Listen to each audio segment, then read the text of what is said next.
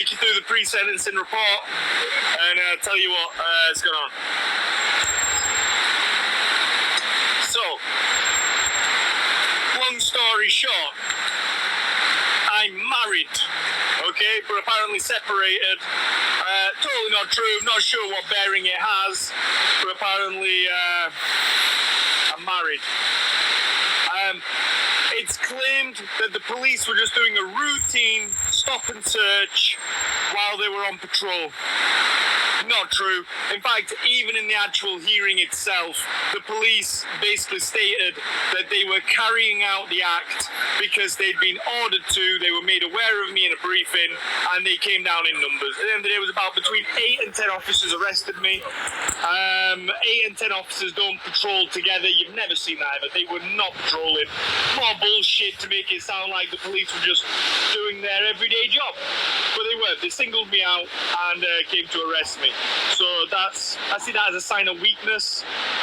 They're trying to protect those corrupt cops and make out like they didn't single me out, probably because they know the appeal's coming later and I'll likely win the appeal.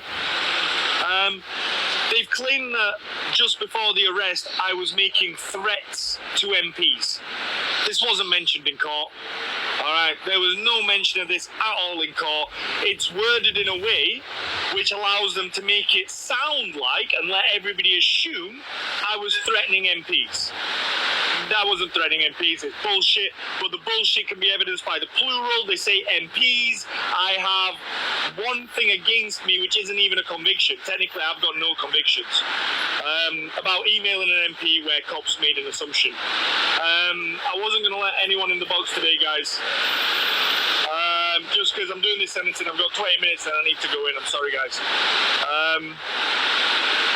They claim I have one previous conviction in that I sent an email to an MP. I spent 10 months in prison. I don't actually have a conviction. My sentence was an absolute discharge from the crime because they denied me the crime. Sorry, they denied me the trial about the crime.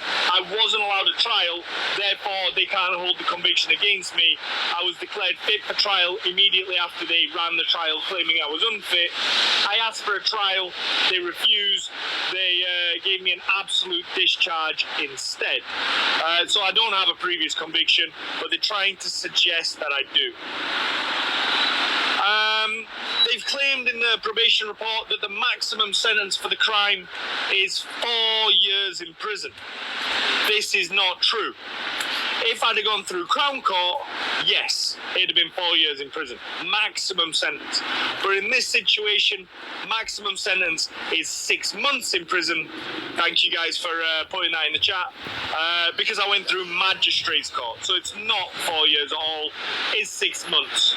And bearing in mind, these are the people deciding our futures. These are the people deciding our freedom, writing this stuff down, right? Sending it to the court. This is the information that's about to be acted on in there.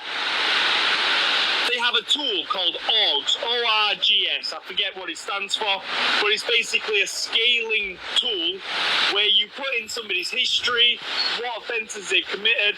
They put in all this bullshit into this tool, and it still came out saying I was low risk, okay? It said there is a 0.55% chance of me reoffending with this specific crime.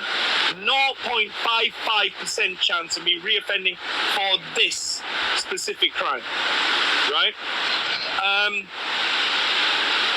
But they've decided to put me down as medium risk. The tool told them I'm low risk.